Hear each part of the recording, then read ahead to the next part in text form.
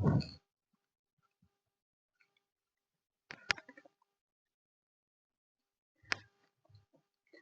नमस्कार। आप सभी को स्टूडेंट क्रांति इंस्टीट्यूट में स्वागत है। आप सभी का स्वागत है। तो सबसे पहले आप सभी को एक बार फिर से नमस्कार, अस्सलाम वालेकुम, आदाब, प्रणाम। हम लोग क्लास के दिन से नहीं हो रहा था कंटिन्यू, लेकिन आज से फिर से, क्योंकि सैटरडे को जो क्लास होने वाला था वो क्लास नहीं हो पाया किसी कारणवश। तो आज से हम क्या करेंगे, इसको क्लास को फिर से कंटिन्यू करेंगे। ठीक है। जो चैप्टर्स था हमारा चैप्टर चल रहा था यूरोप में राष्ट्रवाद। ठीक है। यूरोप में राष्ट्रवाद, उसके बाद क्या-क्या देखे थे, फ्रांस के बारे में देख लिए थे। ठीक है, फ्रांस का टोटली जर्नी पढ़ लिए थे। फ्रांस का फर्स्ट क्रांति, दूसरा क्रांति, तीसरा क्रांति, तीनों पढ़ लिए थे। उसके बाद हमने इटली शुरू कर दिया था। इटली में जैसे हमने 3 लोगों के बारे में पढ़ना था। फर्स्ट मेज़नी के बारे में पढ़ना था, उसके बाद फिर विक्टर एमेनुएल के बारे में पढ़ना था, उसके बाद गैरीबाल्डी के बारे में पढ़ना था। तो हमने मेज़नी के बारे में पढ़ लिया है कि मेज़नी क्या था, वो किस संगठन से उसका ताल्लुक था। ठीक है। गुप्त संगठन था, जैसे कार्बोनेट संगठन से उसका ताल्लुक था। यंग इटली कब बनाया, किसने बनाया। ठीक है। यंग यूरोप कब बना, किसने बनाया। ये सारी बात हम क्या कर लिए हैं, इटली के लिए कर लिए हैं। ठीक है। बेसिकली हम क्या देख रहे थे कि इटली का एकीकरण कैसे होता है। ठीक है। राष्ट्रवाद का धारणा मतलब क्या, कि राष्ट्र के प्रति प्रेम की भावना। यहाँ छोटे छोटे इकाइयों को जोड़ने की बात करता है। ठीक है, जोड़ के एक राष्ट्र बनाने की बात करता है। ठीक है। तो देखेंगे कि जब छोटे-छोटे भाग में इटली जब बहुत छोटे-छोटे टुकड़े में बँटा हुआ है, तो वो सारे टुकड़ा मिलके आपस में सारे जो स्टेट्स हैं, जो अलग-अलग भागों में बँट गए हैं, प्रांत हैं, वो भाग कैसे आपस में मिलके क्या बनाते हैं, इटली का फॉर्म करते हैं। ठीक है। और इन इटली का एकीकरण में सबसे अहम भूमिका किसका था? मेज़नी का था, यानी कि 3 लोगों का था। मेज़नी का था, विक्टर एमेनुएल का था और गैरीबाल्डी का था। ठीक है। इन तीनों चीज़ को पढ़ेंगे। ठीक है। सबसे पहले ये बताइए कि वीडियो, ऑडियो में कोई दिक्कत तो नहीं है, सब कंफर्म है ना? वीडियो, ऑडियो में कोई दिक्कत नहीं है ना? एक बार क्लियर कर दो। वीडियो, ऑडियो क्लियर है तो एक बार बता दो।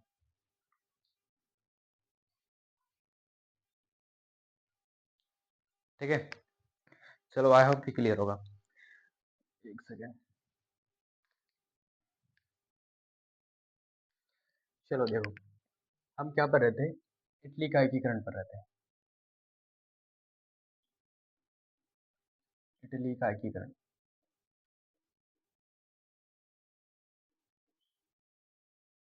ठीक है? और इटली के एकीकरण में हमें 3 लोगों के बारे में पढ़ना था। पहला मेज़नी के बारे में पढ़ना था। ठीक है? दूसरा अ, विक्टर एमेनुएल के बारे में पढ़ना था। इमैनुअल।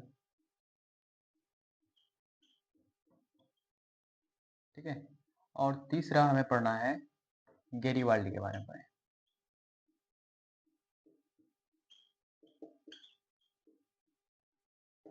ठीक है। हमें 3 लोगों के बारे में पढ़ा, एक तो मेजनी के बारे में, विक्टर एमेनुएल और गैरीबाल्डी। मेजनी के बारे में पढ़ चुके हैं कि मेजनी का जो संबंध किससे था, कार्बोनेरी संगठन से था। ठीक है। कार्बोनेरी संगठन कैसा संगठन था, ये गुप्त संगठन था। ठीक है।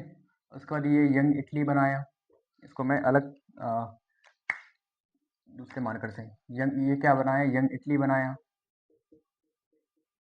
पहले 1831 ईस्वी को। ठीक है। फिर यंग यूरोप बनाया 1834 ईस्वी को। ठीक है। ये सारी चीजें हम पढ़ चुके हैं, इसलिए हम उसको ज्यादा टाइम नहीं दे रहे हैं। ठीक है। एक्चुअल आज का टॉपिक क्या है, विक्टर एमनुएल और गैरीबाल्डी के गैरीबाल्डी का योगदान क्या था, कि गैरीबाल्डी ने और विक्टर एमनुएल ने कैसे यूरोप का एकीकरण किया। ठीक है। एक्चुअल विक्टर एमनुएल ने अपना एक प्रधानमंत्री नियुक्त किया था। ठीक है, अपना एक प्रधानमंत्री नियुक्त किया था। इसको याद रखें, बहुत इंपॉर्टेंट है, जिसका नाम है काउंट कापूर। ठीक है। अपना प्रधानमंत्री किसको नियुक्त किया था?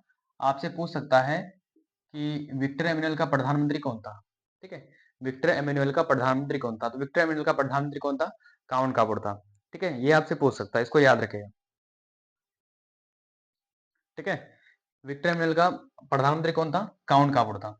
इसको याद रखेगा। तो पिछले क्लासेस में जो 3 क्लासेस हो चुका है, ठीक है, 3 क्लासेस जो हो चुका है, हम लोग क्या पर 3 या हाँ 3 ही क्लास हो चुका है ना। तो मेजनी को देख चुके थे, ठीक है। फ्रांस का तो पहली बात, फ्रांस के बारे में पढ़ चुके थे। फ्रांस का फर्स्ट क्रांति, दूसरा क्रांति, तीसरा क्रांति। फर्स्ट क्रांति में कौन राजा था, उसके बाद कौन आया, उसने क्या किया, ऐसा क्या हुआ कि फर्स्ट क्रांति हो गया, ठीक है। लोग आवाज आंदोलन करने लगे।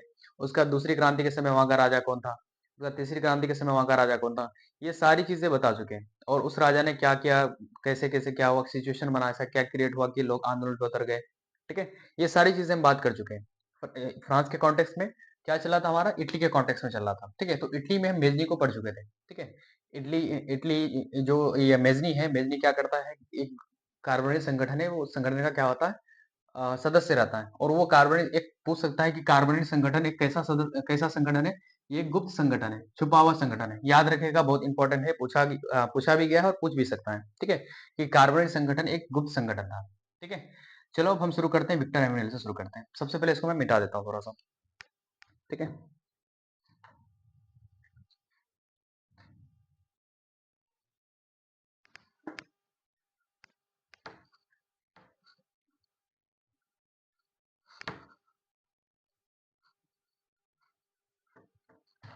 चलो,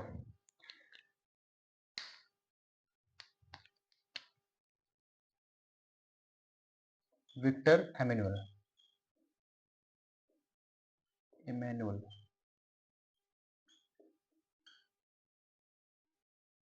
ठीक है। इसका सबसे पहले याद रखना कि अपना पीएम नियुक्त करता है। पीएम कौन है, काउंट काबोल, जैसे मैंने बता दिया इसको, ठीक है। इससे रिलेटेड क्या पूछेगा कि इसने अपना पीएम किसको नियुक्त किया था, काउंट काबोल को नियुक्त किया था। एक्चुअल जो विक्टर एमेनुएल और काउंट काबोल था ना, ये दोनों चाहता था कि इटली का एकीकरण हो जाए। और ये राष्ट्रवाद के पक्षधर था, ठीक है। ये चाहता था कि इटली एक हो जाए, जो टुकड़े टुकड़े में बटा हुआ है वो क्या हो जाए, सब मिलके एक हो जाए, एक इटली हो जाए, ठीक है। ये मतलब एक्चुअल अच्छा अच्छा चाहता था, इटली के लिए अच्छा चाहता था, ठीक है। ये राजा भी अच्छा चाहता था और उसका पीएम भी अच्छा चाहता था, ठीक है। लेकिन एक्चुअल जो काउंट काबोर जो था ना, काउंट काबोर एक कूटनीतिक था। कूटनीतिक मतलब क्या कि स्ट्रेटेजी बनाने वाला, कि यार ऐसे ऐसे प्लान प्लान बनाने वाला, ठीक है। काउंट काबोर क्या था, बेसिकली प्लान बनाने वाला। तो काउंट काबूर को लगता था कि अगर इटली का एकीकरण करना है तो हमें किसी विदेशी देश का सहायता लेना पड़ेगा। काउंट काबूर को क्या लगता था, अगर हमें इटली का एकीकरण करना है तो हमें विदेशी सहायता जरूरी चाहिए, ठीक है। विदेशी सहायता सहायता क्यों चाहिए, क्योंकि इटली का नक्शा देखोगे तुम, इस तरह से इटली था, ठीक है। यहाँ थोड़ा सा पार्ट था इधर, ठीक है। ये इधर था तुम्हारा फ्रांस, ठीक है। ये था तुम्हारा ऑस्ट्रिया, इधर था पर्शिया, ठीक है। पर्सा ही बाद में जाके क्या बनता है, जर्मनी बनता है, याद रखना, ठीक है। पर्सा ही बाद में, आप जर्मनी का देखेंगे ना, जर्मनी के बारे में आएंगे, पढ़ेंगे तो फिर इसके बारे में डिस्कस करेंगे। लेकिन समझ लो कि पर्सा भी इधर कहीं ही है, ठीक है। ये है तुम्हारा इटली, ये जो सारा सारा जो है ये इटली है, ठीक है। लेकिन इटली उसमें बटा हुआ बहुत ज्यादा था, ठीक है। इटली बहुत टुकड़े टुकड़े में बटा हुआ था, ठीक है। इटली क्या था, बहुत टुकड़े टुकड़े में बटा हुआ था। इटली में कुछ फेमस जो राजे थे जिसके बारे में याद रखना है, इधर था, इसको इन दोनों एरिया को बोलते हैं Sardinia Piedmont, Sardinia, Sardinia Piedmont, ठीक है। इन दोनों जगह को क्या बोलते हैं, इन दोनों जगह को बोलते हैं सार्डिनिया पिडमॉन्ट। ये छोटा सा जगह, इस एरिया को, ये जो सारा एरिया है इसको बोलते हैं सिसिली और नेपल्स। मैं मेन मेन बहुत सारे पार्ट थे, लेकिन मैं जो इम्पोर्टेंट इम्पोर्टेंट जो जगह है उनके बारे में बता रहा हूँ, ठीक है। सिसिली और नेपल्स, इन एरिया को क्या बोलते हैं, सिसिली और नेपल्स बोलते थे। इस एरिया का जगह का नाम क्या था, सिसिली और नेपल्स। और यहाँ पे एक छोटा सा क्या थे, जिसको बोलते हैं रोम, ठीक है। इटली का कैपिटल जो भी है, इटली का जो कैपिटल है रोम है, ठीक है। तो यहाँ पे एक छोटा सा स्टेट था, इसका नाम था रोम, ठीक है। अब देखो, यहाँ भी दो छोटा छोटा राज्य, दो छोटा छोटा एरिया था। दो छोटा छोटा एरिया, बेसिकली इस एरिया को यहाँ बना सकते हैं, ठीक है। इस एरिया को यहाँ बना सकते हैं। ये जो दो छोटा छोटा स्टेट था ना, राज्य था ना, ये किसके पास था, ऑस्ट्रिया के पास था, जो एक्चुअल किसका जमीन था, इटली का जमीन था। इसका एक का नाम था लोम्बार्डी, एक का नाम था लोम्बार्डी, और एक का नाम था वेनेशिया, वेनेशिया, ठीक है। ये दोनों लोम्बार्डी और वेनेशिया वाला क्षेत्र किसके पास था, ऑस्ट्रिया के पास था। ठीक है। और जो एक्चुअल जो सार्डिनिया आपसे ये पूछ सकता है कि विक्टर एमेनुअल जो शासक था कहाँ का शासक था, विक्टर एमेनुअल कहाँ का शासक था, तो विक्टर एमेनुअल सार्डिनिया पिडमॉन का शासक था। विक्टर एमेनुअल कहाँ का शासक था, सार्डिनिया पिडमॉन का शासक था। ठीक है, आप साथ साथ उतारते हुए चले। तो विक्टर एमेनुअल क्या था, विक्टर एमेनुअल कहाँ का शासक था, विक्टर एमेनुअल सार्डिनिया पिडमॉन का शासक था। ये जो दोनों एरिया है ना, ये जो दोनों एरिया है, ये दोनों एरिया को बोलते हैं सार्डिनिया पिडमॉन। इन दोनों एरिया का नाम क्या था, सार्डिनिया और पिडमॉन था। सार्डिनिया ये पिडमॉन था। ठीक है, तो इन दोनों स्टेट, इन दोनों राज्य का यानी इन दोनों जगह का राजा कौन था, इन दोनों जगह का राजा था विक्टर एमेनुअल। ठीक है, इन दोनों जगह का राजा था विक्टर एमेनुअल। और ये राजा थोड़ा पावरफुल था, ठीक है, ताकतवर था। तो इसलिए यहाँ के राजा क्या चाहते थे कि ये जो पूरा इटली पूरे भागों में बटा हुआ है, ये जो पूरा इटली छोटे छोटे टुकड़े टुकड़े में बटा हुआ है, ये सारा क्या हो जाए, एक हो जाए। ये कौन चाहता था, सार्डिनिया पिडमॉन का शासक कौन, विक्टर एमेनुअल। आपसे क्वेश्चन पूछ सकता है कि सार्डिनिया पिडमॉन का शासक कौन था।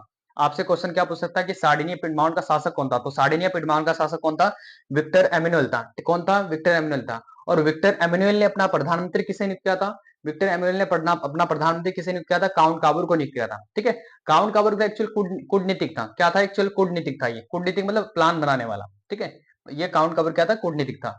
काउंट काबूर को लगता था कि जब तक हमें विदेशी सहायता ना मिले तो हम इटली को एक नहीं कर सकते हैं। यानी कि अगर कोई विदेशी सहायता हमें, कोई दूसरा देश, कोई दूसरा स्टेट हमें हेल्प ना करे तो हम क्या कर सकते हैं, पूरे इटली को एक नहीं कर सकते। क्यों नहीं कर सकते, क्योंकि ये जो दो एरिया था ना, दो बड़े बड़े एरिया, ठीक है, दो बड़े बड़े एरिया, किसका कब्जा था, ऑस्ट्रिया का कब्जा था। ठीक है, दो अलग अलग एरिया में का कब्जा किसका था, ऑस्ट्रिया का कब्जा था। एक का नाम था लोम्बार्डी, एक का नाम था वेनेशिया।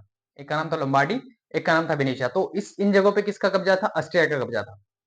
ठीक है, इन जगहों पे किसका कब्जा था, ऑस्ट्रिया का कब्जा था। ठीक है, तो इनको लगा कि यार, काउंट काबर को लगा कि जब तक हमें किसी, अगर कब्जा के कौन क्या हुआ था, ऑस्ट्रिया क्या हुआ था। तो इनको लगा कि अगर फ्रांस का सपोर्ट मिल जाए, इसको क्या लगा, काउंट काबर को क्या लगा कि अगर फ्रांस का सपोर्ट मिल जाए, ठीक है, फ्रांस का सपोर्ट मिल जाए, तो हम क्या कर सकते हैं, ऑस्ट्रिया को हरा देंगे। ठीक है, ऑस्ट्रिया को हरा देंगे, युद्ध लड़ लेंगे। अगर फ्रांस सपोर्ट कर लेंगे, युद्ध लड़ेंगे तो इससे जीत लेंगे। इसको लगा, ये काउंट काबर लगा। तो इन्होंने सोचा कि अगर फ्रांस का सपोर्ट मिल जाता तो हमें अच्छा हो जाता। ठीक है, हमारे लिए फायदेमंद हो जाता। ठीक है, और उसी समय लगभग 1853-54 में, उसी समय, कब, 1853, डेट क्या है, 1853 में एक युद्ध चलता है। ठीक है, एक युद्ध चलता है 1853-54 में। ठीक है, 1853-54 में कौन सा युद्ध, क्रीमिया का युद्ध। कौन सा युद्ध, क्रीमिया का युद्ध, क्रीमिया का युद्ध। ठीक है, कौन सा युद्ध चलता है, क्रीमिया का युद्ध। और ये क्रीमिया का युद्ध होता है किसके बीच में, ये युद्ध होता है फ्रांस वर्सेस ऑस्ट्रिया के बीच। किसके बीच होता है, फ्रांस वर्सेस ऑस्ट्रिया के बीच होता है। यानी कि फ्रांस के बीच में और ऑस्ट्रिया के बीच में होता है। ये युद्ध किसके बीच में होता है, फ्रांस के बीच में, ऑस्ट्रिया के बीच में। तो ये कौन सा युद्ध है, क्रीमिया का युद्ध। उसी समय लगभग, ये जो सारी घटना मैं बता रहा हूँ, विक्टर एमिनल बना, जो काउंट काबूर, उसका उसका प्रधानमंत्री कौन बना, काउंट काबूर बना, विक्टर एमिनल शासक बना कहाँ का, सार्डिनिया पिडमॉन्ट का, फिर काउंट काबूर। ये जो सारा घटना बता रहा हूँ 1850 के आसपास बता रहा हूँ। ठीक है, कब की बात है, 1850 की बात है। और उसी समय क्या होता है, युद्ध होने लगे, युद्ध होता है। कौन सा युद्ध होता है, क्रीमिया का युद्ध। कौन सा युद्ध, क्रीमिया का युद्ध। आपसे पूछ सकता है कि क्रीमिया का युद्ध कब हुआ था। ठीक है, क्रीमिया का युद्ध कब हुआ था, तो आपको याद रखना कि क्रीमिया का युद्ध कब हुआ था, 1853-54 में। ठीक है, 1853-1854 में। ठीक है, और इस युद्ध में कौन, मतलब ये युद्ध किसके किसके बीच हो रहा था, तो ये युद्ध एक्चुअल हो रहा था फ्रांस और ऑस्ट्रिया के बीच में। ठीक है, ये फ्रांस और ऑस्ट्रिया के बीच में। और उसी समय काउंट काबूर को लगता था कि अगर मुझे फ्रांस का हेल्प मिल जाए तो क्या हो जाएगा, मजा आ जाएगा, हम इटली का एकीकरण करना आसान हो जाएगा। तो क्या करता है फ्रांस, इटली, ये जो जो इटली मतलब क्या, ये जो सार्डिनिया पिडमॉन्ट, एक्चुअल अभी इटली नाम नहीं है। ठीक है, अभी इटली नाम नहीं है। मैं नाम इसलिए ले रहा हूँ कि ये जो सारा एरिया मिलके ही बाद में इटली बनेगा। अभी इटली, किसी भी भाग का नाम इटली नहीं है। ठीक है, ये सारा भाग मिलके ही बाद में इटली बनेगा। तो मैं इसलिए एक्चुअल एक्चुअल इटली को एक करना चाह कौन रहा है, ये दोनों एरिया, इटली को एक करना कौन चाह रहा है, सार्डिनिया पिडमॉन्ट चाह रहा है। ठीक है, सार्डिनिया पिडमॉन्ट चाह रहा है। ठीक है, सार्डिनिया पिडमॉन्ट जगह का नाम है। तो सार्डिनिया पिडमॉन्ट का शासक कौन है, विक्टर एमेनुअल है। तो विक्टर एमेनुअल चाहता है कि ये सारा पार्ट एक हो जाए और बन के क्या हो जाए, इटली बन जाए। ठीक है, तो मैं इसलिए इसको इटली बोल रहा हूँ। ठीक है, अब इटली बनानी है बेसिकली एक्चुअल। तो सार्डिनिया पिडमॉन्ट के शासक विक्टर एमेनुअल क्या करता है, जो सार्डिनिया पिडमॉन्ट क्या करता है, वो किसका हेल्प कर देता है, फ्रांस का हेल्प कर देता है। ठीक है, बिना कहे। ठीक है, फ्रांस इसको बुलाता भी नहीं है। फ्रांस सार्डिनिया पिडमॉन्ट या विक्टर एमेनुअल को बुलाता भी नहीं है कि यार तुम मेरा हेल्प करो।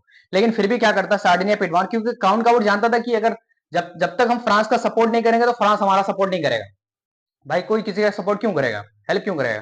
तो एक्चुअल काउंट काबर को लगता था कि अगर फ्रांस सपोर्ट कर दे तो हमें क्या हो जाए, इटली का एकीकरण हो सकता है। तो इसी वजह से क्या करता है काउंट काबोर, क्या करता है फ्रांस फ्रांस इसको कहा नहीं था कि मुझे मेरा हेल्प करो, लेकिन फिर भी क्या करता है काउंट काबोर और विक्टर एमिनल मिलकर क्या करता है, ये फ्रांस का हेल्प कर देता है। अब जब फ्रांस का हेल्प करता है, ठीक है, फ्रांस का हेल्प कौन करता है, ये सार्डिनिया पिडमॉन यानी कि इटली करता है, समझ लो इतना याद रखना, इटली करता है, ठीक, क्योंकि ये सारा एरिया बाद में ही मिलकर क्या होता है, इटली बनता है, ठीक है। इटली में स्पेशल कौन किया था, सार्डिनिया पिडमॉन का शासक किया था, सार्डिनिया पिडमॉन का शासक कौन, उसका प्रधानमंत्री, आइडिया किसका था, काउंट काबूर का था, ठीक है। अब क्या करता है, फ्रांस का सपोर्ट कौन करता है, इटली कर देता है, ठीक है। इटली जब फ्रांस का सपोर्ट कर देता है तो ये ऑस्ट्रिया क्या होता है, हार जाता है।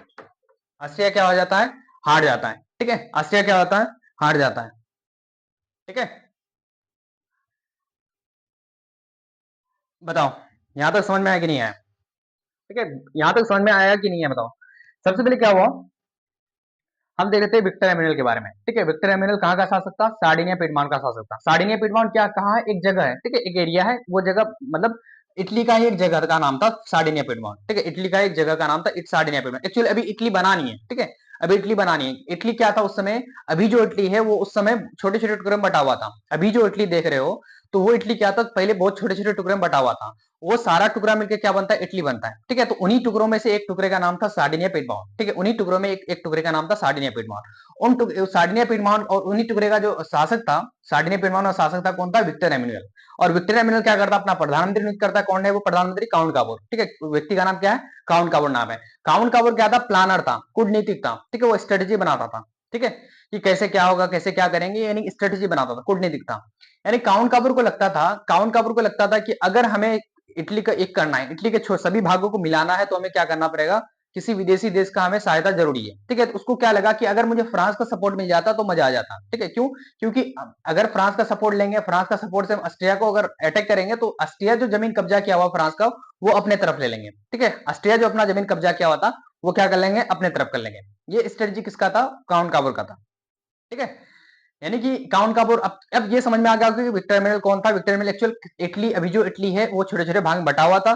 तो उस जब बहुत सारे छोटे छोटे भाग में बसा हुआ था, तो उनमें से एक भाग क्या था, एक एरिया था जिसका नाम था सार्डिनिया पिडमॉन। उनमें उन छोटे भागों में से एक भाग था क्या, सार्डिनिया पिडमॉन। और उसी छोटे भाग का मतलब राजा कौन था, विक्टर एमिनल था। कौन था, विक्टर एमिनल था। और उसका प्रधानमंत्री कौन था, काउंट काबूर। अब यहां तक मुझे लगता है यहाँ समझ में आ गया होगा, ठीक है। अब उसी बीच में क्या, काउंट काबूर को लगता था क्या कि अगर विदेशी सपोर्ट मिल जाए तो मजा आ जाता। और उसी दौरान क्या होता है कि 1853 में एक युद्ध होता है जिसका नाम है क्रीमिया का युद्ध। युद्ध का नाम क्या है, क्रीमिया का युद्ध। आपसे पूछ सकता है एग्जाम में कि क्रीमिया का युद्ध कब हुआ था और किसके बीच हुआ था। तो क्रीमिया का युद्ध कब हुआ था, 1853 ईस्वी में हुआ था, ठीक है। और किसके बीच में हुआ था, फ्रांस और ऑस्ट्रिया के बीच में हुआ था, ठीक है। और इस युद्ध में जब फ्रांस को सपोर्ट कौन करता है, इटली करता है, ठीक है। क्योंकि यही इटली को बनाने कौन चाह रहा था, इटली को एक करना कौन चाह रहा था, सार्डिनिया पिडमॉन। मैं इसलिए सार्डिनिया पिडमॉन को इटली मान के चल रहा हूँ, ठीक है। यानी कि इटली क्या करता है, जब फ्रांस को सपोर्ट कर देता है, यानी कि सार्डिनिया पिडमॉन क्या करता है, जब फ्रांस को सपोर्ट कर देता है तो ऑस्ट्रिया क्या हो जाता है, हार जाता है, ठीक है। ऑस्ट्रिया जब हार जाता है तो मैंने कहा था कि जब भी युद्ध होगा तो उसके बाद क्या होता है, समझौता होता है, ठीक है। जब भी युद्ध होगा तो क्या होगा, समझौता होगा। तो ये युद्ध कौन सा हुआ, क्रीमिया का युद्ध। तो क्रीमिया के युद्ध के बाद कौन सा समझौता होगा, तो उस समझौते का नाम है पेरिस की संधि, ठीक है। उस समझौते का नाम है पेरिस की संधि, ठीक है। आई होप यहां तक समझ में आ गया होगा, मैं आगे मिटा रहा हूं, ठीक है। इसको लिखो, यहां तक समझ में आ गया होगा, ठीक है। इसको उतार लो एक बार।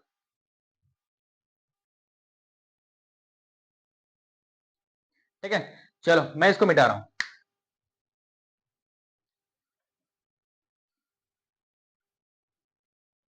मुझे डायग्राम और एक बार बनाना पड़ेगा, ठीक है, समझाने के लिए।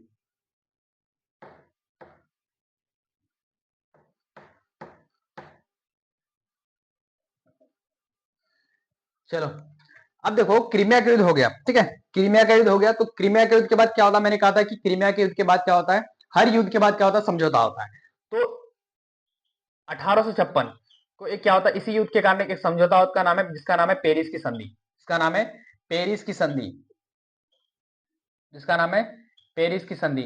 आपसे पूछ सकता है कि पेरिस की संधि कब हुई थी, वेरी बीवीआई क्वेश्चन है, ठीक है, इंपॉर्टेंट। इससे पूछा जाता है और कई बार पूछ भी लिया है, ठीक है, कि पेरिस की संधि कब हुआ था। तो पेरिस की संधि 1856 ईस्वी को हुआ था, ठीक है। पेरिस की संधि कब हुआ था, 1856 ईस्वी को हुआ था, ठीक है।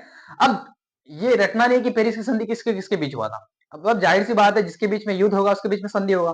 ठीक है, ये रटना नहीं है कि आपको युद्ध की, अब पेरिस की संधि किसके बीच हुआ था, अब युद्ध जिसके बीच में होगा उसके बीच में पेरिस की संधि होगा, ठीक है, इसके लिए उसको अलग से रटना नहीं, ठीक है। अब इस युद्ध में, इस पेरिस की संधि में कौन आता है, काउंट काबूर भी आता है। कौन, आप इस युद्ध में कौन शामिल होता है, इस संधि में कौन शामिल होता है, काउंट काबूर भी क्या होता है, शामिल होता है, ठीक है, काउंट काबूर भी क्या होता है, शामिल होता है। और काउंट काबूर क्या करता है, काउंट काबूर क्या करता है, ऑस्ट्रिया को क्या करता है, दोषी ठहरा देता है, ऑस्ट्रिया को दोषी इसलिए ठहरा देता है, मतलब एक्चुअल समिट होता है ना, आप क्या करता है, ऑस्ट्रिया को क्या करता है, दोषी ठहरा देता है कि यार ऑस्ट्रिया तुम गलत हो, और गलत इसलिए भी हो कि तुमने जो इटली का जो जमीन है वो कब्जा किया हुआ है, ठीक है, इटली का जो जमीन कब्जा किया हुआ। अब यहाँ, अब इस संधि में क्या करता है, इटली की बात ला देता है, ठीक है, इस संधि में क्या करता है, इटली की बात ला देता है कि ऑस्ट्रिया तुम गलत हो क्योंकि तुमने ऑस्ट्रिया, इटली का जमीन कुछ कब्जा किया हुआ है। इससे क्या होता है कि जो इटली का जो समस्या था वो पूरे यूरोप का समस्या बना देता।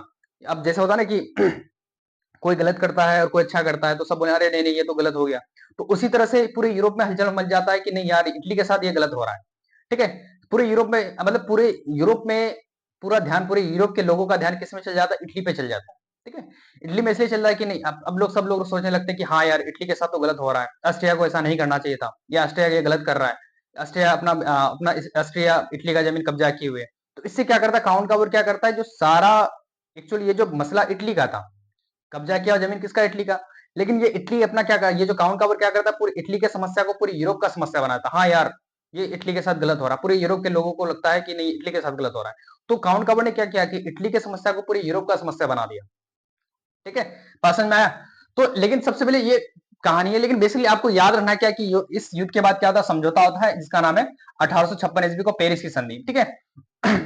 अब देखो इस युद्ध में, अब एक्चुअल क्रीमिया के युद्ध में फ्रांस को सपोर्ट कौन किया, बिना कहे फ्रांस को सपोर्ट किया कौन, तुम्हारा इटली, इटली ने किया, ठीक है। अब फ्रांस ने क्या क्या कहा इटली को कि यार जब भी तुम्हें हेल्प हो मैं हेल्प करूंगा, ठीक है, जब भी तुम्हें हेल्प हो मैं हेल्प करूंगा, क्यों, क्योंकि फ्रांस को सपोर्ट किया था कौन, इटली ने किया था, ठीक है। अब फ्रांस को सपोर्ट कौन किया, इटली ने किया। अब जब भी कभी इटली, जब किसी, इटली मतलब क्या, सार्डिनी पिडमॉन्ट, जब किसी दूसरे देश से लड़ाई करेगा, किसी दूसरे से लड़ेगा, या फिर कोई ऐसा सिचुएशन होगा तो मदद कौन करेगा, फ्रांस करेगा। ये वादा किया किसने, वादा किया तुम्हारा कौन, न्यू नेपोलियन ने। मैंने बताया होगा कॉपी प्लाट के देखो कि 1848 को जब तीसरी क्रांति हुई, तो तीसरी क्रांति के बाद वहां का शासक कौन बनता है, लुई नेपोलियन बनता है। कौन बनता है, लुई नेपोलियन बनता है। तो अभी कौन, कब लुई नेपोलियन कब से कब तक था, लुई नेपोलियन 1848 से लेकर 1871 तक के पीरियड तक कौन रहता है, लुई नेपोलियन रहता है। तो अभी कौन सा चल रहा है, अभी लगभग तुम्हारा 1856 चल रहा है, अभी क्या चल रहा है, 1856 चल रहा है। तो आपके दिमाग में आना चाहिए कि अच्छा अभी तो 1856 है, तो यहाँ का शासक कौन होगा, लुई नेपोलियन ही होगा। कौन होगा, लुई नेपोलियन ही होगा, क्योंकि ये सारा चीज मैं बता दिया हूँ प्रीवियस क्लासेस में, ठीक है। तो ली नेपोलियन क्या करता है, किसको वादा करता है, काउंट काबूर, यानी कि काउंट काबूर को, यानी कि सार्डिनिया पेरियान को वादा करता है कि तुमने मेरा मदद किया तो मैं भी तुम्हारा मदद करा। मदद कहाँ किया था, क्रीमिया के युद्ध में किया था, ठीक है। अब इसी दौरान फिर क्या होता है कि कुछ सालों बाद फिर एक युद्ध हो जाता है 1859 ईस्वी को, ठीक है। 1859 ईस्वी को युद्ध होता है, और इस युद्ध का, इस युद्ध किसके किसके बीच में होता है, अभी युद्ध होता है तुम्हारा, सॉरी, अभी युद्ध होता है तुम्हारा इसके बीच में, इटली वर्सेस ऑस्ट्रिया के बीच में। किसके बीच में, इटली और रशिया के बीच में, ठीक है, हो गया युद्ध 1859 ईस्वी को। पहले किसके बीच में हुआ था क्रीमिया का युद्ध, फ्रांस और रशिया के बीच में। अभी अभी किसके बीच में हो रहा है, इटली और रशिया के बीच में। अब इटली को कौन हेल्प करेगा, इटली को जाहिर सी बात है कौन हेल्प करेगा, हेल्प बाई फ्रांस के द्वारा, या हेल्प फ्रॉम फ्रांस, कुछ भी लिख सकते हैं। अब मैं सिंपल यहां लिख देता हूं कि इस युद्ध में कौन मदद किया था, फ्रांस, यहां समझ लेना, ठीक है, ठीक है। इस युद्ध में कौन मदद किया था, फ्रांस ने मदद किया था, ठीक है। किसको मदद किया था, इटली को मदद किया। जब इटली को मदद किया कौन, फ्रांस ने किया, तो जाहिर सी बात है जब किसी को मदद करेगा तो ऑस्ट्रिया क्या हो जाएगा, हार जाएगा, ठीक है। ऑस्ट्रिया क्या होगा, फिर हार गया, पहले हारा था फिर हार गया। अब जब ऑस्ट्रिया हार जाएगा तो एक संधि होता है 1859 ईस्वी को, यानी कि जब युद्ध हुआ 1859 ईस्वी को, क्या हुआ, एक युद्ध हुआ। तो युद्ध के बाद क्या होता है, एक समझौता होता है, उसका नाम है ज्यूरिख की संधि। क्या नाम है, 1859 ईस्वी को ही क्या होता है, एक संधि होता है, ठीक है, एक समझौता होता है। उस समझौते का नाम है ज्यूरिख की संधि। बहुत वीवीआई है, याद रखना इस संधि को, ठीक है, बहुत ईवीआई है। यहाँ से क्वेश्चन पूछता है कि, ये क्वेश्चन ऑब्जेक्टिव में पूछता है कि ज्यूरिख की संधि कब हुई, ठीक है। आपको याद रखना है कि ज्यूरिख की संधि कब हुई, ज्यूरिख की संधि कब हुई, 1859 ईस्वी को, ठीक है, कब हुई, 1859 ईस्वी को। अब ये रटना नहीं है कि ज्यूरिख की संधि किसके बीच हो, भाई जिसके बीच में युद्ध होगा उसके बीच में संधि होगा। तो किसके बीच में, इटली और ऑस्ट्रिया के बीच में क्या होता है, एक संधि होता है। क्या होता कि संधि का नाम क्या है, ज्यूरिख की संधि। इस ज्यूरिख की संधि में कई फैसला लिया गया था, ठीक है। फैसला क्या था, मैं इस थोड़े इस पार्ट को मिटा देता हूं, ठीक है। इसको थोड़ा सा लिख लो, मैं इस पार्ट को मिटा रहा हूं, थोड़ा लिखो, ठीक है।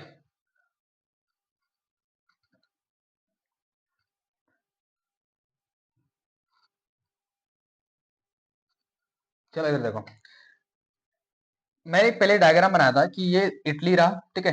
ये क्या है, इटली। इधर था क्या था, फ्रांस था, ठीक है।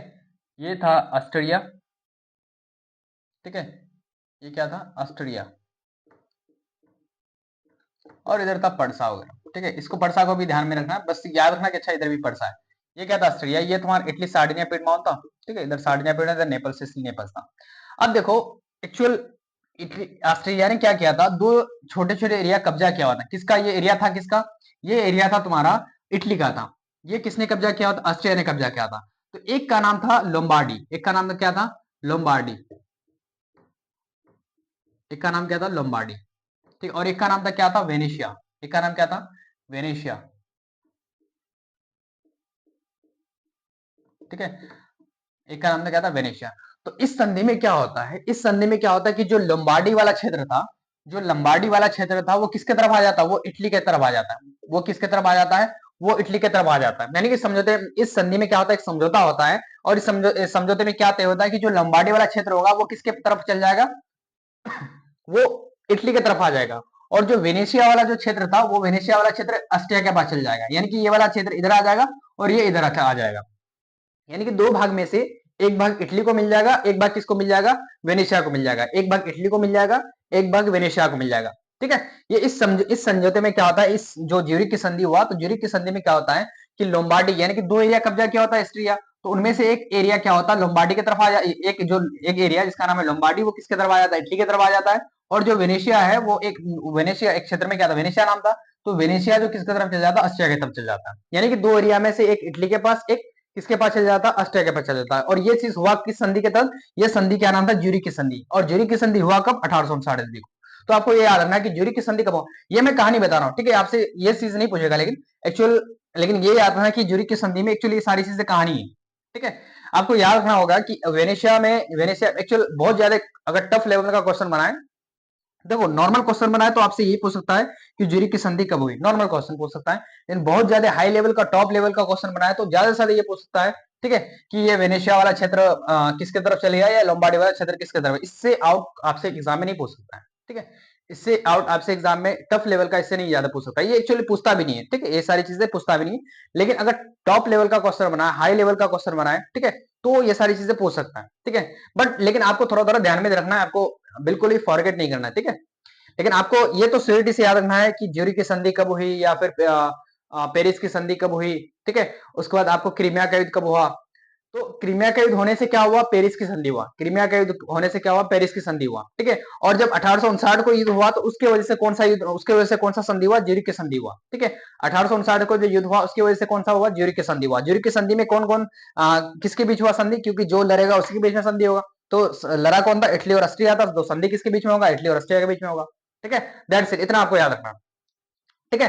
अब देखो ये इसमें क्या होता है, और इस बीच में क्या होता है, दो छोटे छोटे स्टेट, दो छोटे छोटे राज्य, ठीक है, दो छोटे छोटे, जिसका नाम है नीस और सेवाई। क्या नाम है, नीस और सेवाई, नीस और सेवाई।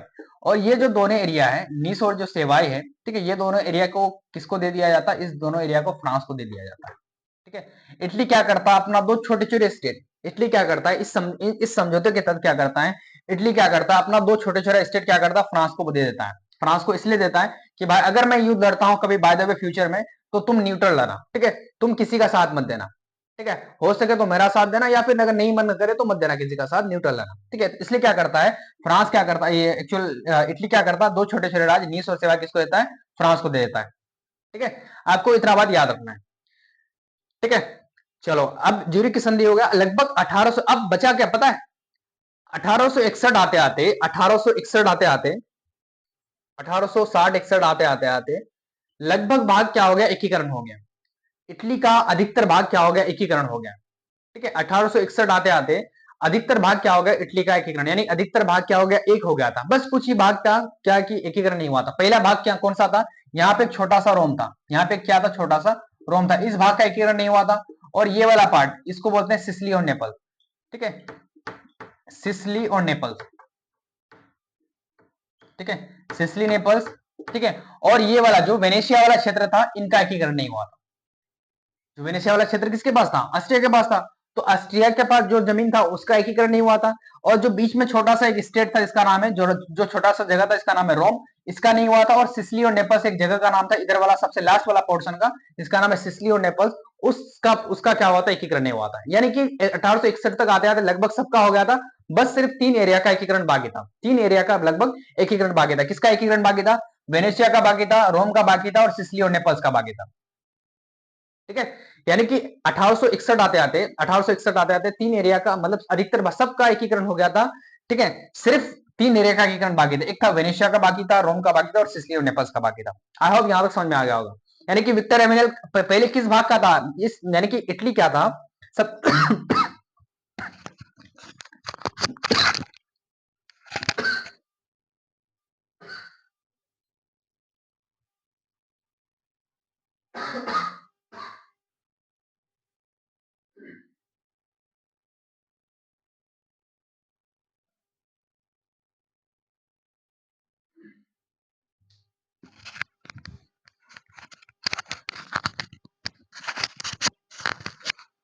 सॉरी, चलो अब ठीक है सर, चलो ठीक है। अब देखो, इटली पढ़ना क्या था? हमें इटली का एकीकरण पढ़ना था, ठीक है। चलो ठीक है। अब देखो, गले में थोड़ा सा प्रॉब्लम है शायद। चलो देखो, इटली में क्या हुआ, ये सारी चीजें देख कहाँ रहे थे हम? इटली के बारे में पढ़े। इटली जब छोटे छोटे भाग में बटा हुआ था, तो इटली का एक करना था, ठीक है। सबको एक एक, यानी कि सारा भाग एक हो जाए, सबका झंडा एक हो जाए, सबका भाषा एक हो जाए, और इसी को क्या बोलते हैं? राष्ट्रवाद बोलते हैं। यानी कि एक राष्ट्रवाद का भावना को फैलाना था, ठीक है। इटली में क्या था? राष्ट्रवाद की भावना को फैलाना था। और राष्ट्रवाद की भावना को फैलाने का मतलब कि सबका एक होना था, ठीक है, सब में कुछ कॉमन होना था, एक होना था। तो इटली जब छोटे छोटे भाग में बटा हुआ था, तो इटली को एक एक करने के लिए कई लोग आते हैं सामने। पहला कौन था? मेजनी था, ठीक है। पहला कौन था? मेजनी था। उसके बाद कौन आया? विक्टर एम्यूनल आया। विक्टर एम्यूनल ने अपना प्रधानमंत्री किसको नियुक्त किया? काउंट काबर को नियुक्त किया, ठीक है। और पहले मेजनी ने क्या किया था? वो एक्चुअल किसका संगठन, उससे इसका ताल्लुक किस संगठन से था? तो कार्बोनेट संगठन से, कार्बोनेट संगठन से था। कार्बोनेट संगठन क्या था? एक गुप्त संगठन था, छिपा हुआ संगठन था, ठीक है। वो क्या करता है? इटली को एक करने के लिए यंग इटली नामक संस्था बनाता है। कब बनाता है? 1831 ईस्वी को बनाता है। फिर 1834 ईस्वी को क्या बनाता है? यंग यूरोप नामक संस्था बनाता है। ये सारी संस्था बना कौन रहा है? मेजनी बना रहा है, ठीक है। लेकिन फिर भी ये सारी चीज में फेल हो जाता है। तो फिर आता कौन है? विक्टर एम्यूनल आता है, ठीक है। विक्टर एम्यूनल कौन था? जब अभी जो इटली है वो पहले क्या था? बहुत छोटे छोटे टुकड़े में बटा हुआ था। तो उन्हीं छोटे टुकड़े में से एक क्या था? एक भाग, एक टुकड़े का नाम क्या था? सार्डिनिया पिडमॉन। एक जगह क्या क्या नाम था? सार्डिनिया पिडमॉन। क्या नाम था?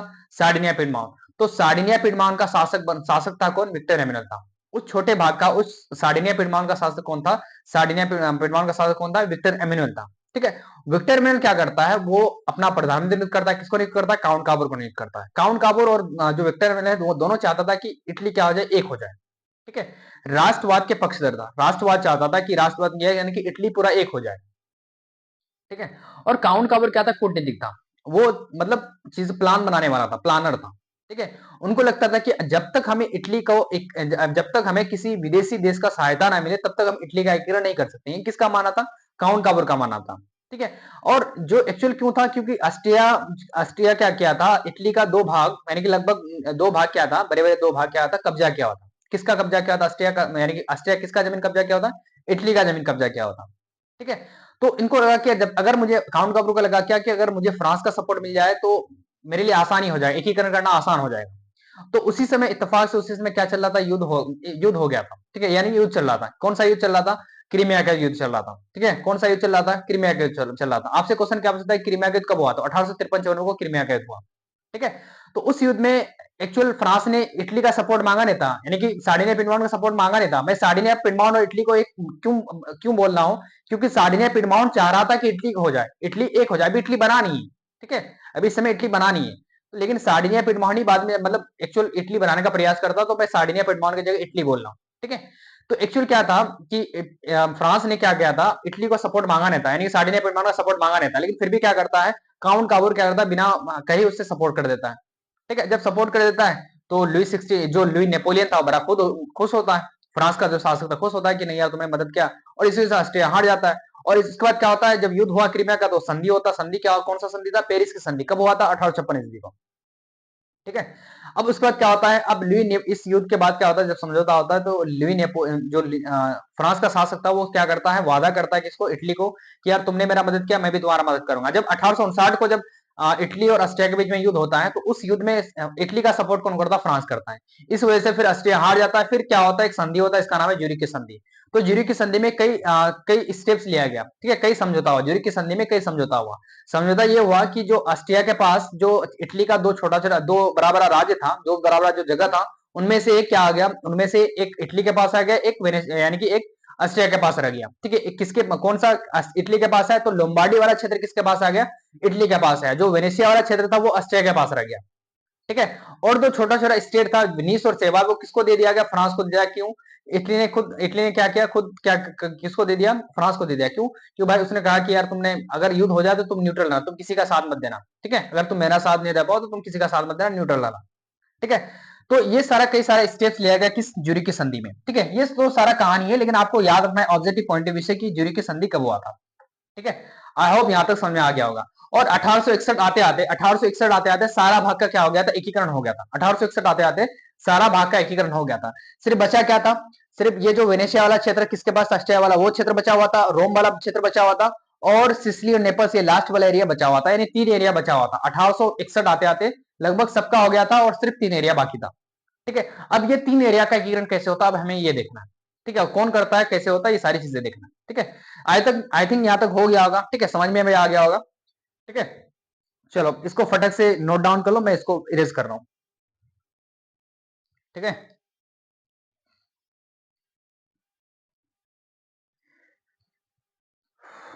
चलो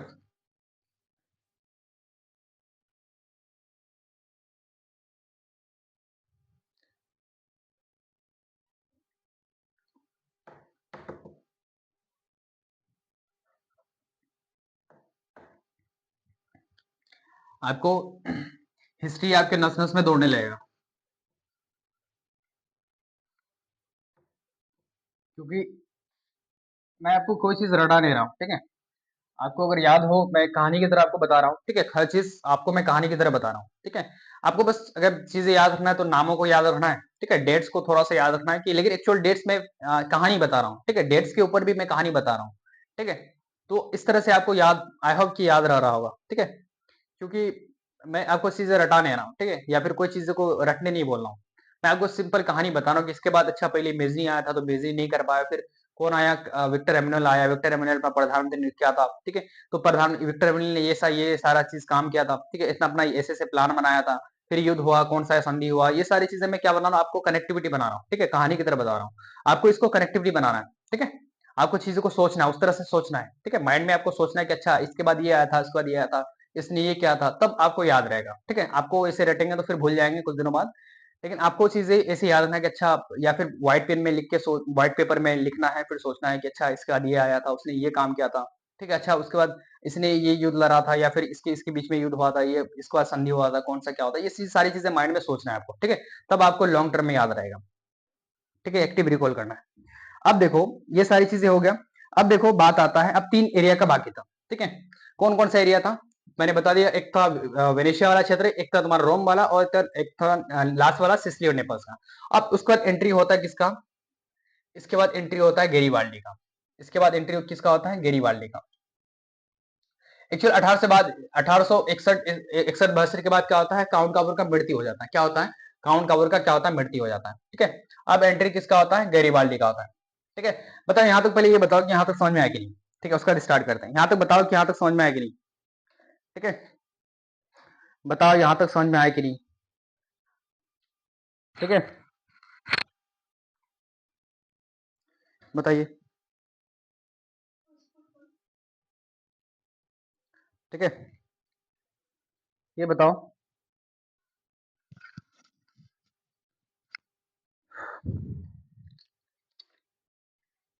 अरे मार्कर कहाँ चले गए।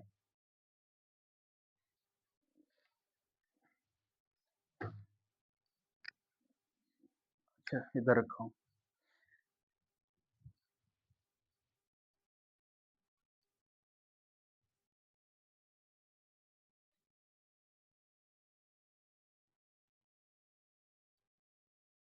चलो देखो, एक्चुअल गिरीवाली से रिलेटेड कई पॉइंट्स याद रखना। इसका जन्म पूछा जाए तो इसका जन्म हुआ था 1807 ईस्वी को। ठीक है, कहाँ पे हुआ था? नीस में हुआ था।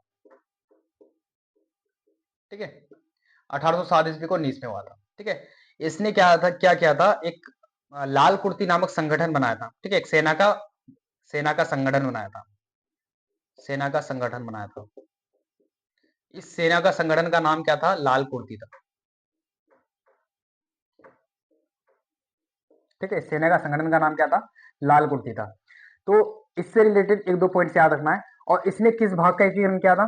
कौन से भाग का एकीकरण किया था? ये एकीकरण क्या था? सिसिली और नेपल्स वाले एरिया का।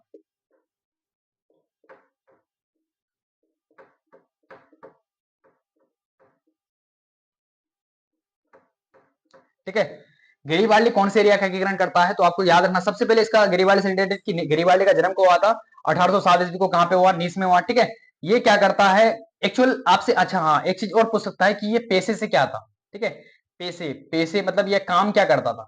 ठीक है, ये काम था एक्चुअल, ये नाविक था। क्या था? नाव चलाता था। ठीक है, एक्चुअल क्या था? ये नाविक था। आपसे कई बार ये क्वेश्चन पूछा गया कि गेरिबाल्डी पेशे से क्या था। तो गेरिबाल्डी पेशे से क्या था? नाविक था। ये काम क्या, यानी कि पेशे मतलब वो ऑक्यूपेशन, धंधा, यानी कि काम क्या करता था? ये क्या था? नाव चलाता था, नाविक था। ठीक है, इसका जन्म कहां हुआ था? 1807 ईस्वी को नीस में होता है। और वो क्या करता है? एक सेना का संगठन बनाता है। ठीक है, क्या करता है? सेना का संगठन बनाता है। और सेना का संगठन का नाम क्या रखता है? लाल कुर्ती रखता है। ठीक है, सेना का संगठन का नाम क्या रखता है? लाल कुर्ती है, क्योंकि लाल एक्चुअल कुर्ती समझ रहे हो कि रेड कलर का कुर्ती यानी कि शर्ट टाइप से था, तो इसी वजह से क्या करता है कि लाल कुर्ती नामक इसका नाम रखा गया था। ठीक है, सेना का संगठन नाम क्या था? लाल कुर्ती नामक सेना का संगठन था।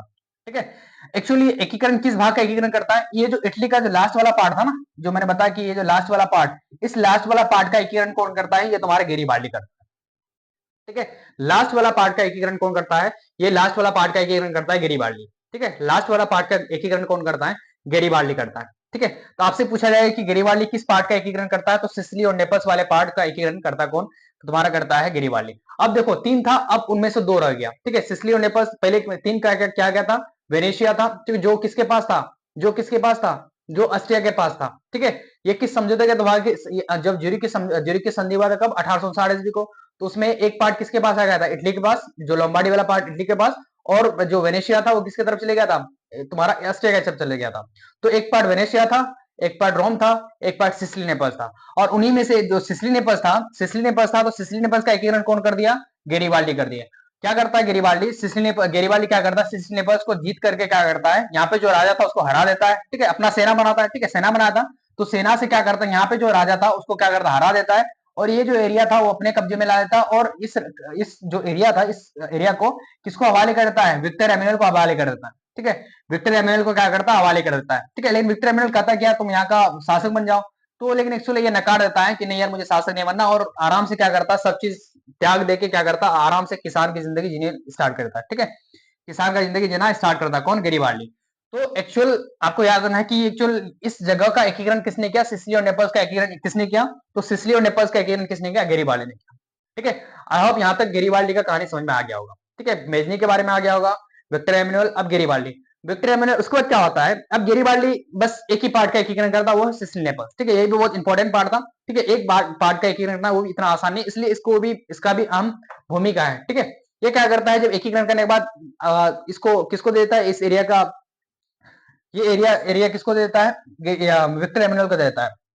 और अपना जितना भी सारी संपत्ति वगैरह, जितना भी धन वगैरह है, सबको क्या करता है? राष्ट्र के प्रति मतलब राष्ट्र के प्रति निछावर कर देता है। ठीक है, सारा संपत्ति त्याग देता है। ठीक है, और सिंपल सीधा किसान की तरह अपना जिंदगी जीने लगता है। ठीक है, तो एक्चुअल इसके कहानी के पता है, इसके बारे में लाला लाजपत राय ने भी लिखा है। ठीक है, लाला लाजपत राय ने भी क्या लिखा है? कहानी बुक्स वगैरह लिखा है इनके ऊपर। ठीक है,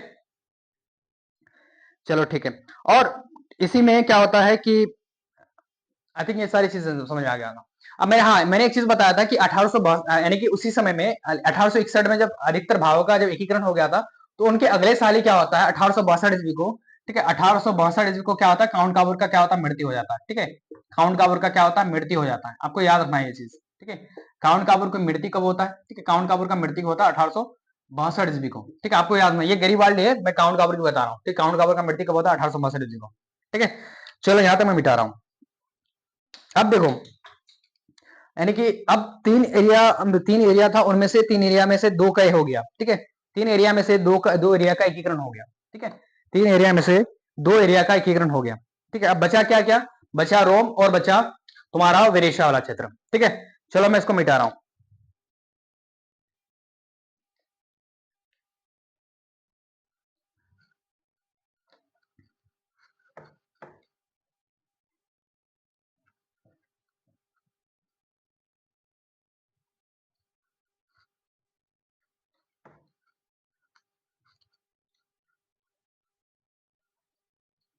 अब देखो, 1866 ईस्वी को एक युद्ध होता है, इसका नाम है सेडवा का युद्ध। ठीक है, 1866 ईस्वी को एक युद्ध होता है, इसका नाम है सेडवा का युद्ध। ठीक है, सेडवा का युद्ध। ठीक है, 1866 ईस्वी को क्या होता है, 1866 ईस्वी को क्या होता है, याद रखना, 1866 ईस्वी को होता है सेडोवा का युद्ध। सेडोवा का युद्ध। ठीक है, और ये युद्ध किसके किसके बीच में होता है पता है, ये युद्ध होता है पर्सा के बीच में, पर्सा वर्सेस ऑस्ट्रेलिया के बीच में, पर्सा वर्सेस ऑस्ट्रिया के बीच में होता है। ठीक है, पर्सा वर्सेस ऑस्ट्रिया। ठीक है, ये युद्ध किसके बीच, यानी कि जो यहाँ फ्रांस था, ठीक है, ये इटली था, ठीक है, ये क्या था, ये तुम्हारा ऑस्ट्रिया था। चलो मैं इसको नीचे बता के दिखा रहा हूँ। ठीक है, ये युद्ध किसके किसके बीच में होता है, पर्सा और ऑस्ट्रिया के बीच में। ठीक है, अब देखो, ये जब युद्ध होता है ना, ये देखो मान लो फ्रांस है, ठीक है, ये इटली था, ठीक है, ये तुम्हारा ऑस्ट्रिया था। ठीक है, जो एक पार्ट क्या किया था, कब्जा किया होता, जो वेनेशिया वाला क्षेत्र, किसका, वेनेशिया वाला क्षेत्र ऑस्ट्रिया कब्जा किया हुआ था। ठीक है, ये तुम्हारा परसा था। ठीक है, ये था क्या था, तुम्हारा परसा था।